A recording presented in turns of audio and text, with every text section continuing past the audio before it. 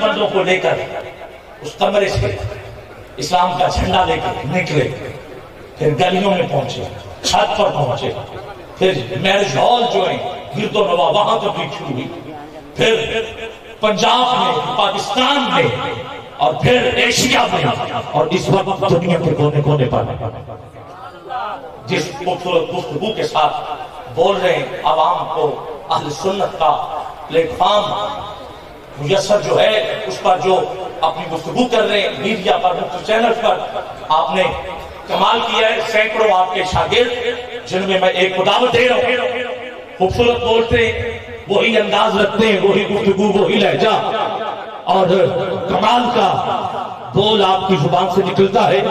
और इस्लाही पहलू पर जाहिर है आपके जितने भी उस्ताद भाई हैं और खुसूसन आपके उस्ताद मोहतरम महवे गुफ्तगू होते हैं, तो मैं जनाब मोहतरम डॉक्टर अब्दुल्ला आसिफ मुस्तफाई साहब आपसे मुल्तमिस हूं कि बारगाह है हुस्न कायनात अकीदत के फूल निशावर करें।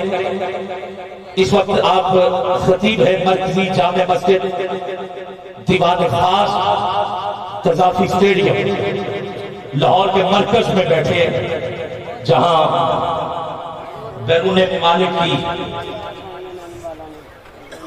कई परवाजें उतरकर कज़ाफी स्टेडियम के गिरदो नवा आती रहती है, सफीर आते रहते हैं, और ये अजीम हस्ती उन हस्तियों को भी पैगाम हक जो है वो किसी न किसी तरीके से पहुंचा रही है।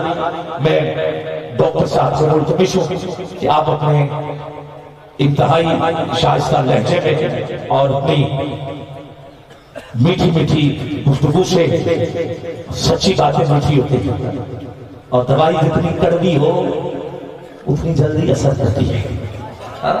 तो अब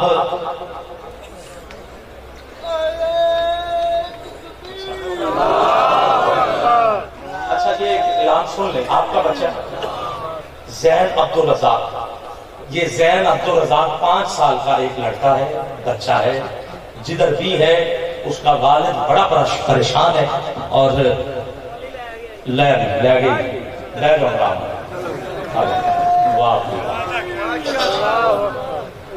अल्हम्दुलिल्लाह रब्बिल आलमीन वस्सलातु वस्सलामु अला सय्यिदिल अंबिया वल मुरसलीन क़ाल अल्लाहु तआला व तबारक फिल कुरआनिल मजीद वल फुरक़ानिल हमीद लक़द कान लकुम फ़ी रसूलिल्लाहि उस्वतुन हसना सदक़ल्लाहुल अज़ीम अल्लाहुम्मा सल्लि अला सय्यिदिना व मौलाना मुहम्मदिन व बारिक वसल्लिम।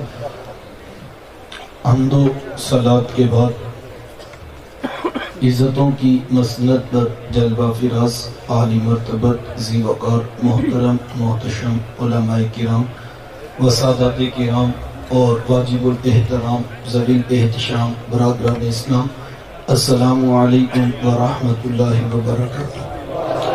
व तौफ़ीक़ बारी ताला मुझे और आपको हुज़ूर अलैहिस्सलाम के ज़िक्र जमील की सआदत मंदियाँ नसीब हो रही हैं।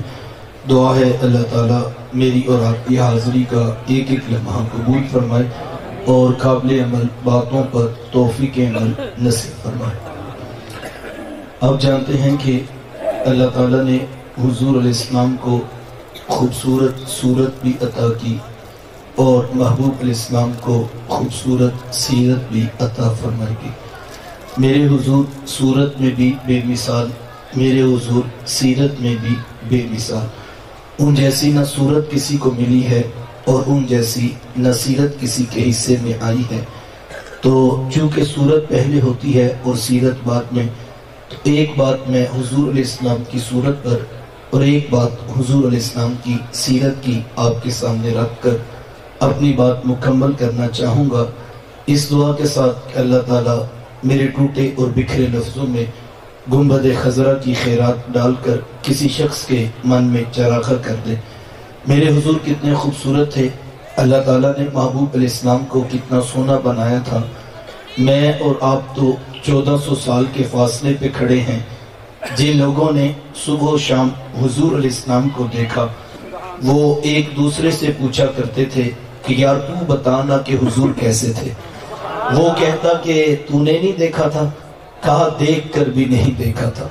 حضرت عمر بن عاص رضی اللہ تعالیٰ عنہ فرماتے ہیں اگر تم مجھ سے کہو نا کہ حضور علیہ السلام کے حسن کا نقشہ کھینچو، فرماتے ہیں ما اتق تو میرے اندر طاقت ہی نہیں ہے۔ اور حضرت حسان بن ثابت رضی اللہ تعالیٰ عنہ فرماتے ہیں کہ میں جو حضور علیہ السلام کے حسن کو بیان کرتا ہوں تو اس کی وجہ یہ تھی کہ مجھے محبوب کو دیکھنے کا ایک طریقہ آ گیا تھا، جس وجہ سے میں نے ان کو دیکھا ہے اور ان کا حسن بیان کرتا ہوں۔ پوچھا گیا وہ کون سا طریقہ تھا؟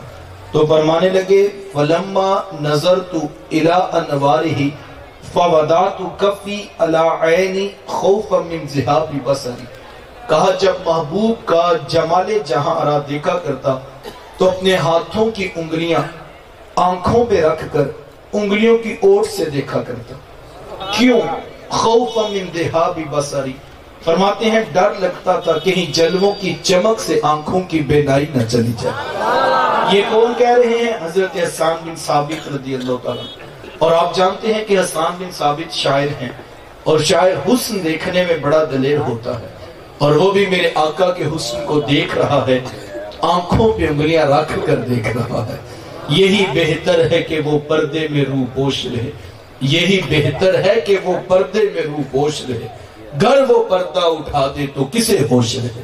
اللہ نے وہ حسن عطا کیا تھا جو دیکھتا جاتا بس دل دیتا چلا جاتا۔ امام زرقانی علیہ الرحمہ نے بڑی خوبصورت بات لکھی ہے کہ ایک دن آقا کریم علیہ السلام صحابہ کو فجر کی نماز پڑھائی اور مسجد نبوی سے باہر نکلے۔ چلتے چلتے مدینہ النور سے باہر ہو لیے تو ایک وادی کے قریب سے گزرے جہاں ایک قافلے نے پڑاؤ کیا تھا۔ ان کے خیمے نصب تھے اور ان کے اونٹ باہر بندھے تھے۔ میرے حضور جب وہاں سے گزرے نا تو حضور علیہ السلام کی نگاہیں ایک سرخ رنگ کے اونٹ پہ رک گئے۔ آقا کریم کو وہ اونٹ پسند آ گیا۔ یار مقدر اس اونٹ کے بھلا جو آقا کو پسند آ گیا، دعا کیا کرو مالک ایسا بنا دے تجھے بھی پسند آ جائے، تیرے محبوب کو بھی پسند آ جائے۔ کیونکہ زندگی تو وہی زندگی ہے نا جس میں محبوب بھی خوش ہو، محبوب کا خدا بھی خوش ہو۔ بھلا وہ بھی کوئی زندگی ہے جس میں محبوب خدا ہی ناراض ہو؟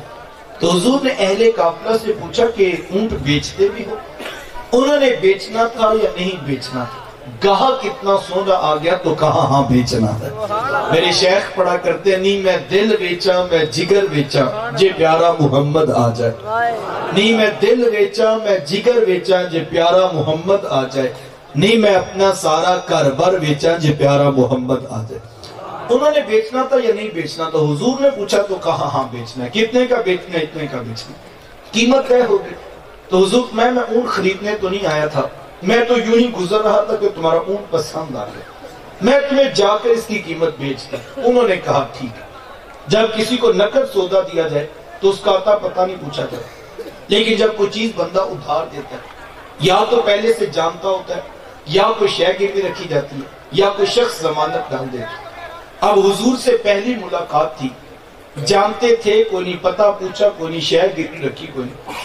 حضور بس اتنا کہا میں تمہیں جا کر قیمت بیچ دیتا۔ انہوں نے کہا ٹھیک ہے۔ آقا کریم اونٹ کی نکیل پکڑی اور میرے حضور چل دی۔ جب تک محبوب نگاہوں کے سامنے رہے یار وہ ٹک ٹکی لگا کے محبوب کی چال ہی دیکھتے رہے۔ جب حضور آنکھوں سے اوجھل ہوئے تو دل پہ ہاتھ رکھ کر بیٹھ گئے۔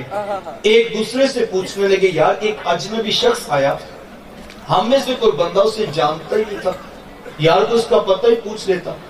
ایک بولا ویسے جب بات کرتے تھے نا منہ سے پھول جھڑتے تھے، میں تو اسی منظر کو دیکھتا رہ گیا۔ ایک کہنے گا اذا تکلم رؤیک النور یخرج من بین ثنایا، کہا جب بات کرتے تھے نا تو سامنے والے دانتوں سے بھی نور کی کرنیں چھن چھن کے نکلا کرتے تھے، میں تو اسی منظر کو دیکھتا رہا۔ ایک کہنے گا اذا ضحک یتلال فی الجدر، یار وہ تو جب مسکراتے تھے نا سامنے پہاڑوں پر بھی عکس پڑتے تھے، میں تو اسی منظر کو دیکھتا رہا۔ ایک کہنے کا میں خوبصورت جھیل جیسی آنکھوں میں کھو کے رہ گیا، کیا خوب سجن دیاں اکھیاں نے جمیں پر کے سرائیاں رکھیاں، آنکھیں کیا کہوں جیسے باب حرم کھلا ہو۔ کسی نے بازو پکڑا، کہا میاں تو بڑا سیانہ بنتا تھا، تو ان کا پتہ پوچھ لیتا نا۔ وہ کہنے لگا یار میں تو خمدار زلفیں دیکھتا رہ گیا، تو ہجے میرا یار نہیں ڈٹھا جنوں ویکھ کے چند شرماوے، ادھی راتی دن چڑھ جاوے جو رخ تو نقاب اٹھاوے، جو نکلے سیر کرنو تے سارا گلشن سیس نواوے، جو ہاتھ پھلا وچ رکھدا ہاتھ پھلا تو ود جاوے نین نشیلے مست رسیلے وچ سونا کجل سہاوے آنکھ اگڑے تے انج پہ جاپے جے میں خانہ کھل جاوے توبہ توبہ حسن سجن دا چال نہ چلی جاوے بجلی ڈردی لشک نہ مارے متا بید بھی ہو جاوے علم خدا نے اینا دیتا عقلاں وچ نہ آوے عقل خدا نے اینی دیتی علماں وچ نہ آوے کیے جاز نظر وچ او دی جو آوے وک جاوے خلق او دے نے مولے دنیا کوئی ورلائی جان بچاوے آزم ایڈا سونا ماہی سانو کدھر نظر نہ آوے میرے حضور تھے بھی اتنے خوبصورت ابھی وہ یہ باتیں کر رہے تھے جب ہوش آیا سکتا ٹوٹا تو ایک کہنے کا اتنی بات تو ضرور ہے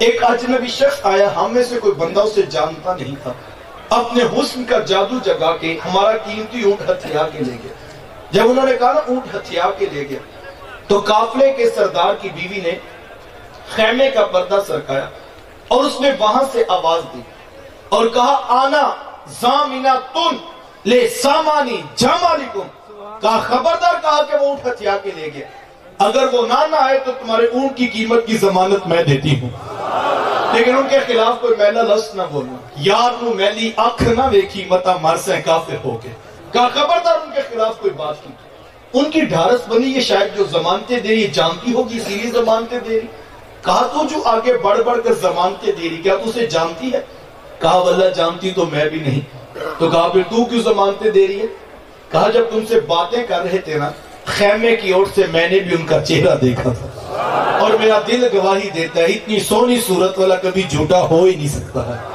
دیکھنے والے کہا کرتے ہیں اللہ اللہ یاد آتا ہے خدا دیکھ کے صورت دے اللہ نے چہرہ اتنا خوبصورت بنایا ابھی وہ یہ باتیں کر رہے تھے کہ حضور کے صحابہ پہنچ گئے کہا اے اہل قافلہ ہمارے آقا نے اونٹ تم سے خریدا کہا ہاں ہم سے خریدا کہا یہ کھجوریں بھیجیے تمہاری ضیافت کے لیے اور یہ کھجوریں بھیجیے ان سے قیمت پوری کر لو وہ کہنے لگے قیمت بعد میں پوری کریں گے پہلے یہ تو بتاؤ وہ پیارا رہتا کدھر ہے کہا یہی کھجوروں کا جھنڈ جسے زمانہ نخلستان مدینہ کہتا ہے یہ اس پیارے کا ڈیرا ہے امام زرقانی فرماتے ہیں سارے اہل قافلہ اٹھے اور حضور کے قدموں میں بیٹھ کر دولت اسلام سے فیض یاب ہوں گے تیری تک کے ادامہ میں مرید ہوں گے مزہ تو اس بات کا نا ہم 3 گھنٹے تقریر کریں لوگوں کے عقائد میں زبر اور زیر کا فرق نہ پڑے یہ میری اوقات ہے یہ آپ کے خطیب کی حیثیت ہے لیکن صاحب میرے حضور تقریر نہ کریں ہاں وہی سے مزین دلائل نبوت نہ پیش کریں بلکہ صرف خاموشی سے اونٹ خرید کے چلے جائیں لوگ پیچھے کلمے پڑھتے مدینے پہنچ جائیں یہ کمال ہے مدینے والے کا یا کہ نہیں اسی لیے میرے شیخ طریقت پڑھا کرتے ہیں ڈٹھے ورق پھول قرآن دے سارے تیری شان جہاں نہیں کوئی ہور ڈٹھا تیری شان دا کرے مقابلہ جڑا اونو عاشقاں اصلی چور ڈٹھا کوئی نور آکھے کوئی بشر آکھے پیندا رات دینے ایہو شور ڈٹھا اللہ والیاں گل مکا دیتی تسا ہور ڈٹھا سا ہور ڈٹھا تم نے پتہ نہیں کسے دیکھا پتہ نہیں کیسی کیسی باتیں کرتے ہو ہم تو ان کا ذکر کر رہے ہیں یار جو بات بھی نہیں کرتے مجمع خرید کے مدینے پہنچا دیتے اللہ اکبر ایک بات حضور اسلام کی سیرت کی آپ کے سامنے رکھنا چاہوں گا آپ جانتے ہیں اب جب آقا کریم علیہ السلام نے لوگوں کو جمع کر کے توحید کا پہلا خطبہ دینا چاہا میرے حضور پہاڑ پہ کھڑے تھے اور لوگ نیچے کھڑے تھے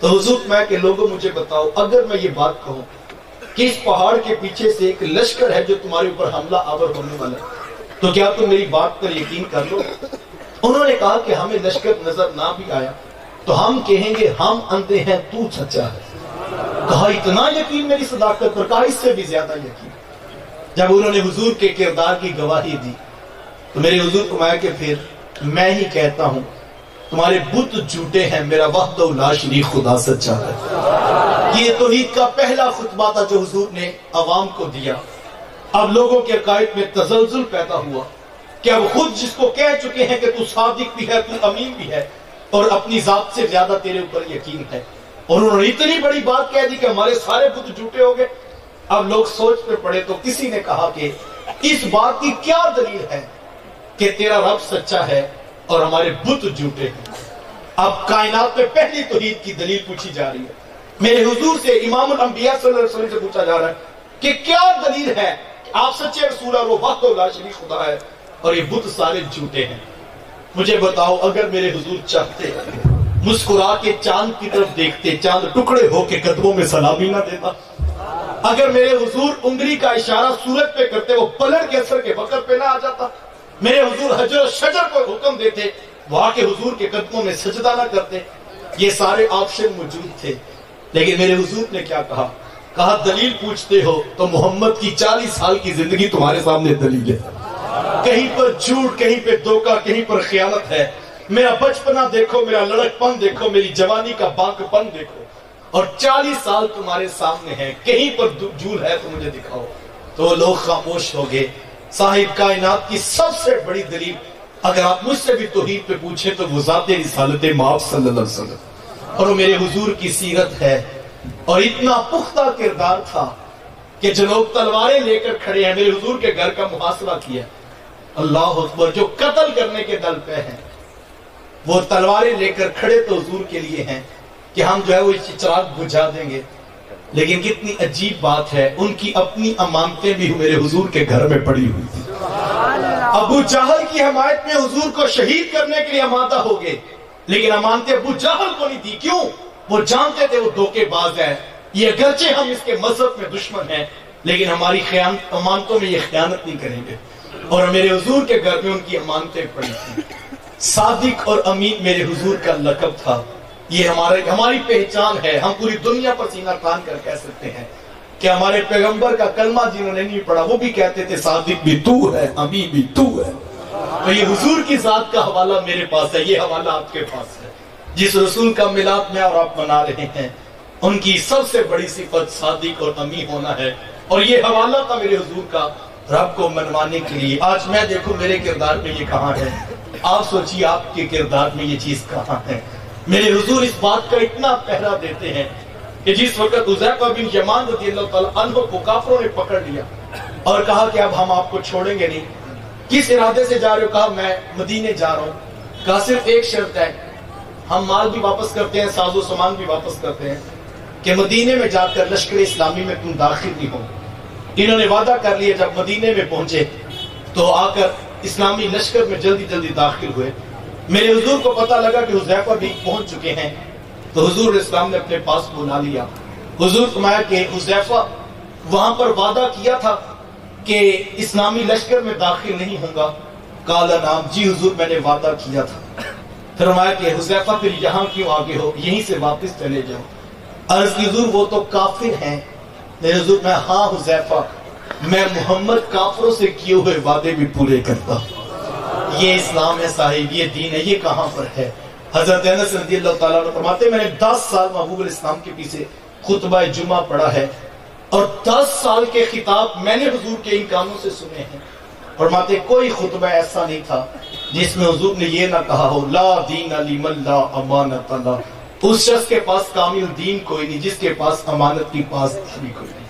آج ہر کوئی کہتا ہے جی سچا بندہ کوئی نہیں ملتا، ہر کوئی کہتا ہے جی پیسے دے دیں بعد میں ملنے کی کوئی امید نظر نہیں آتی۔ آپ یہ 3000 4000 5000 لوگ ہوں گے، میں اس بات کے ساتھ بات ختم کرتا ہوں۔ اگر میں اور آپ حضور کے میلاد پر صادق اور امین نبی کا واسطہ دیتا ہوں، اگر میں اور آپ آج کی اس نشست میں یہ عہد کر لیں کہ آج کے بعد ہم جھوٹ نہیں بولیں گے، ہم دھوکہ نہیں دیں گے، آپ جانتے ہیں کتنا بڑا انقلاب ہوگا اسلام کی حمایت کے اندر۔ ہم میں سے ہر کوئی سمجھتا ہے کوئی بڑی ٹیم آئے گی، کوئی بڑا لیڈر آئے گا، کوئی ہجوم بنے گا، کوئی بڑا کار سامنے آئے گا، پھر کوئی بڑی تبدیلی نتیجے میں آئے گی اور ہم اس تبدیلی کا حصہ بنیں گے۔ امید کا جہاں آباد رہے اس کے لیے آپ اپنی امید باقی رکھیں۔ لیکن میں یہ کہتا ہوں اگر یہ 5000 لوگ آج کے اس اجتماع میں اس بات کا عہد کر لیں کہ ہم جھوٹ نہیں بولیں گے، کیونکہ ہم نے جن کا کلمہ پڑھا وہ صادق بھی تھے، وہ امین بھی تھے، تو آپ جانتے ہیں کتنا بڑا انقلاب ہوگا۔ آپ صرف 5000 لوگ اس بات کا یہ عہد کر لیں، اگر آپ سے صرف 10 لوگ ایک دن میں مسافر کرتے ہیں، آپ جانتے ہیں شام کے وقت آپ کے اس مراکہ کے اندر، آپ کی اس بستی، آپ کے اس ٹاؤن کے اندر، آپ کے اس علاقے کے اندر کتنا بڑا انقلاب ہوگا۔ 5000 لوگ اگر اس بات کا عہد کر لیں کہ ہم جھوٹ نہیں بولیں گے، تو شام کے وقت 50,000 لوگ اس بات کا دعویٰ کر سکتے ہیں ہم نے آج اپنی آنکھوں سے سچوں کو دیکھا بھی ہے, سچوں سے سلام بھی دیا ہے, اور 50,000 لوگوں کو پتا ہوگا سچے لوگ کون سے ہوتے ہیں. لیکن ہم میں سے ہر کوئی کہتا ہے جی سچا بندہ کوئی نہیں ملتا. میں جب ہم سچ بولیں گے, جب ہم عہد کی پاسداری کریں گے, یہ اسلام کی تبلیغ ہے. آئیے اپنے حصے کا کردار ادا کیجئے. ادارۃ الوصفا کا یہ محبت بھرا پیغام, اس کو عام کرنے کے لیے آپ ایک نمبر نوٹ کر دیجئے. اس کا فائدہ آپ کو یہ ہوگا کہ جب کہ علامہ رضا ثاقب مصطفی صاحب یہاں آپ کی اس بستی یا ٹاؤن میں آئیں گے تو آپ کے پاس بر وقت اطلاع آ جائے گی. نمبر نوٹ کیجئے گا 0308 888512 0308 88 85 512 0308 88 85 512. اس نمبر پر اپنا نام, اپنے علاقے کا نام لکھ کر آپ ہمیں میسج کر دیں گے. روزانہ کی بنیاد پر قبلہ مصطفی صاحب کا ایک ویڈیو کلپ ان کے آفیشیل پیج کا آپ سے شیئر کیا جائے گا. خود بھی دین سیکھیے, اپنی اولادوں کو بھی سکھائیے, اور پیغام رسول کے ابلاغ میں اپنے حصے کا چراغ روشن کیجئے. اللہ تعالیٰ مجھے آپ کو توفیق عطا نصیب فرمائے. وآخر دعوایا ان الحمدللہ.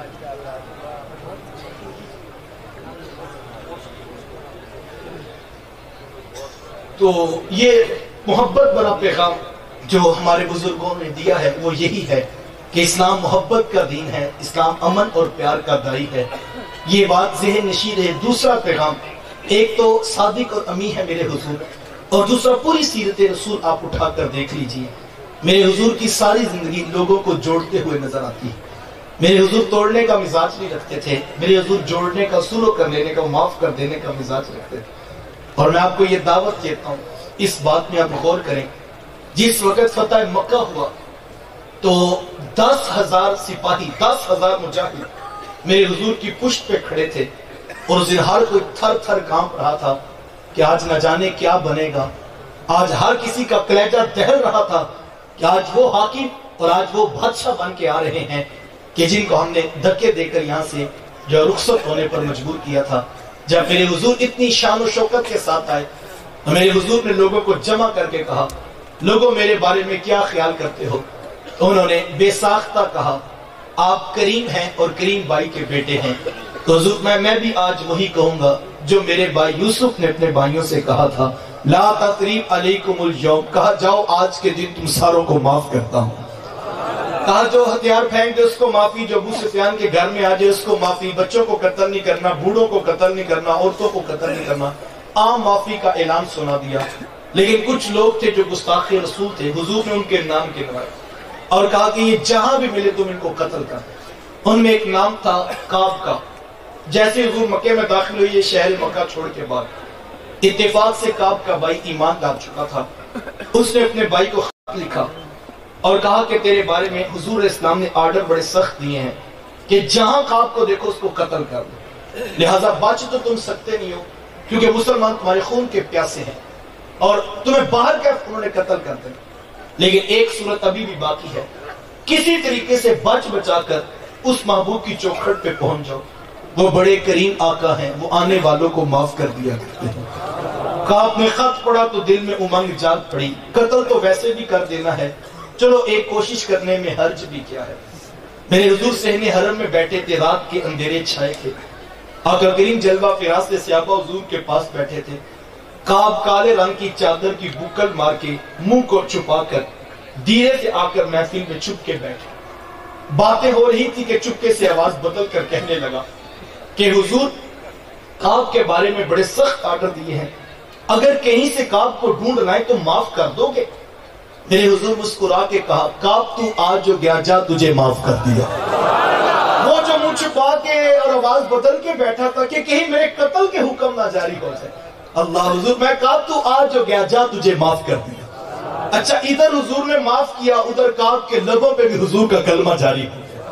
اللہ اکبر. اب وہ کعب نہیں رہے, اب وہ حضرت کعب رضی اللہ تعالیٰ عنہ بن گئے.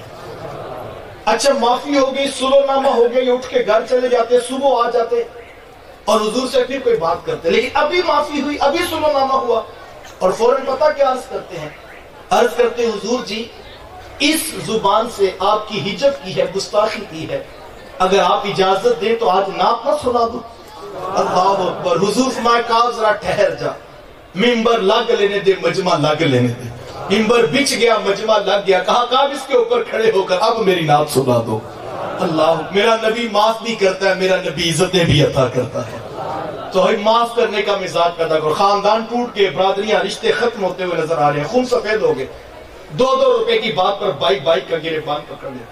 یہ پچھلے دن مجھے کوئی دوست بتا رہا تھا 1 لاکھ روپے کا جھگڑا تھا، باپ اور بیٹے دونوں کو بھائی نے قتل کر دیا۔ 1 لاکھ روپے کی کیا اوقات ہے صاحب، لیکن جب خون سفید ہو جائیں تو پھر پیسے ہی سب کچھ نظر آتے ہیں۔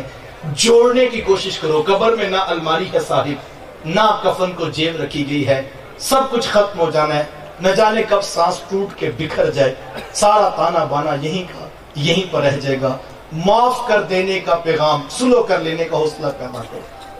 اور میں آپ کو دعوت دیتا ہوں اس بات کی، آپ عملاً اس بات کا مشاہدہ کر کے دیکھیں، آپ اس شخص پہ نشان لگائیں جو خاندان کو توڑتا ہے، جو برادری کو توڑتا ہے، جو رشتوں کو توڑتا ہے، جو بھائیوں کو نفرت کی پٹی پڑھاتا ہے، جو بہنوں کے ساتھ نفرت کا رویہ رکھتا ہے، آپ اس شخص پر نشان لگائیں۔ ہم نے ایسے لوگوں کی حویلیاں بھی ویران دیکھی، توڑنے والوں کے گھر کا بھی آباد نہیں ہوتا، اور آپ اس شخص پر نشان لگائیں جو جوڑنے کی بات کرتا ہے، جو سلو کر لینے کا حوصلہ رکھتا ہے، جو معاف کر دینے کی عادت رکھتا ہے۔ یار گھر اور حویلی شے کیا ہے، ہم نے تو جوڑنے والوں کی قبروں پہ بھی محبت کا میلہ دیکھا ہے۔ اور اگر آپ کو یقین نہ آئے تو آئیے، شہر لاہور کے وسط میں ایک قبر موجود ہے جس کے باہر جری حروف میں لکھا ہے گنج بخشے فیض عالم مظہر نور خدا ناکسارا پیر کامل کاملارا رہنما۔ صاحب وہ کس کی قبر ہے؟ کسی ایم پی اے کی، کسی ایم این اے کی، کسی وزیر کی، کسی مشیر کی؟ وہ کس کی قبر ہے؟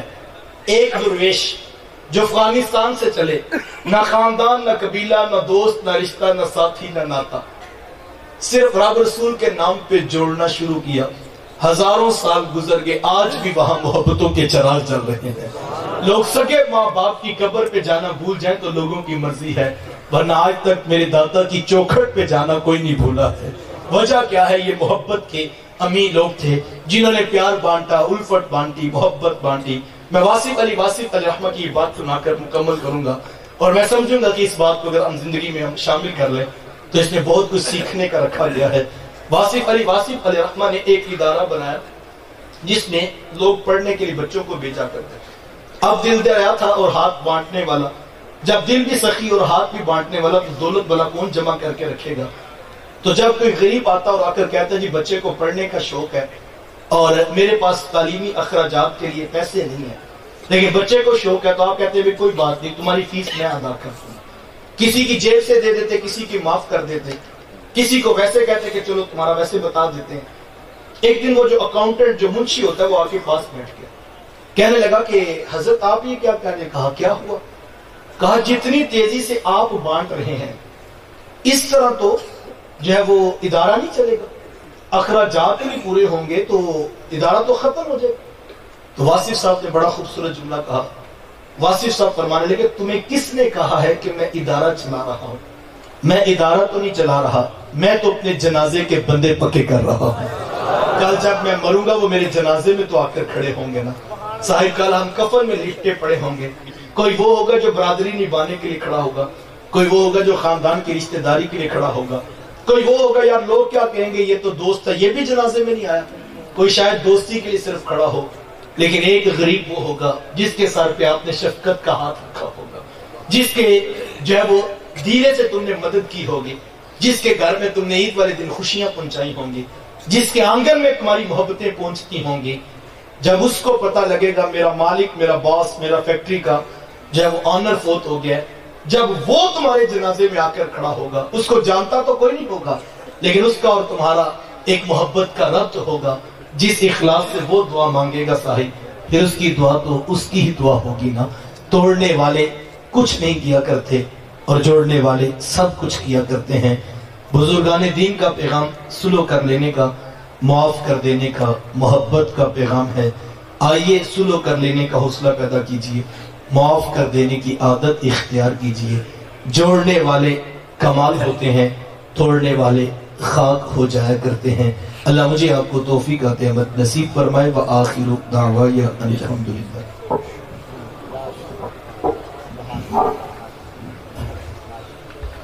ماشاءاللہ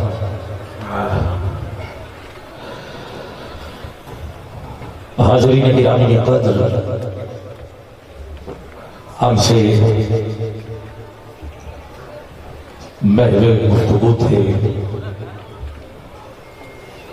حضرت علامہ ڈاکٹر عبداللہ سے مصطفی صاحب، صورت اور سیرت اور معاشرے کے اصلاحی پہلو جو تھے اس کے بارے میں ہمیں آگاہ کر رہے تھے۔ دعا ہے اللہ آپ کے علم اور علم میں اور زیادہ برکتیں عطا فرمائے۔ گرامی قدر، نعت خوانی کا سلسلہ شروع کرتے ہیں، اور اس سے پہلے میں آگاہ کرتا چلوں کہ آج 2 عمرے کے ٹکٹ جو ہیں، بلکہ 3 عمرے کے ٹکٹ جو ہیں، وہ ان کی قرآن اندازی بھی ہوگی، اور 2 عمرے کے ٹکٹ چودھری احمد صاحب، چودھری جاوید رسول صاحب، ان کی طرف سے ایک تو احمد کے والد گرامی چودھری فیض رسول گجر مرحوم، اور پھر آپ کے چچا عابد رسول گجر مرحوم، ان کے اصال ثواب کے لیے یہ 2 عمرے کے ٹکٹ دیے گئے، اور انشاءاللہ آخر میں قبلہ پیر صاحب ان کے لیے خصوصی دعا بھی کریں گے، اللہ جنت الفردوس میں انہیں اعلیٰ سے اعلیٰ مقام عطا فرمائے، اور پھر محترم محمد جاوید گجر صاحب کے لیے بھی خصوصی دعا ہوگی۔ اللہ رب العزت مشکلات میں جو بھی گھرے ہوئے ہیں اللہ سب کو نجات عطا فرمائے۔ نعت خوانی کا سلسلہ ایک مرتبہ پھر شروع کرتے ہیں۔ شہر لاہور داتا کی نگری سے تشریف لائے ہوئے عالم اسلام کے جلیل القدر ثناکار سید زادے، اور اس بار 2 اکتوبر کو بھی آپ کی بڑی بھرپور حاضری ہوئی اور لوگوں نے ماشاءاللہ بڑی دعائیں دی، نبی صاحب نے خصوصی دعاؤں سے آپ کو نوازا، تو میں بھرپور نعروں کی گونج میں دعوت دینا چاہتا ہوں، بھرپور استقبال کیجئے گا بارگاہ حسن کائنات میں گلدستہ نعت پیش کرنے کے لیے سید محمد آصف علی شاہ صاحب ظہوری آپ تشریف لاتے ہیں، اور بارگاہ کریم آقا عقیدتوں کے اور محبتوں کے پھول نشاور کریں گے۔ عالم اسلام کے عظیم صنافات بارگاہ رسالت مآب صلی اللہ علیہ وآلہ وسلم میں گلدستہ نعت پیش کریں گے۔ ایک مل کے ذرا نعرہ بلند کر لیں، نعرہ تکبیر، نعرہ رسالت، نعرہ حیدر، نعرہ تحقیق، نعرہ غوث،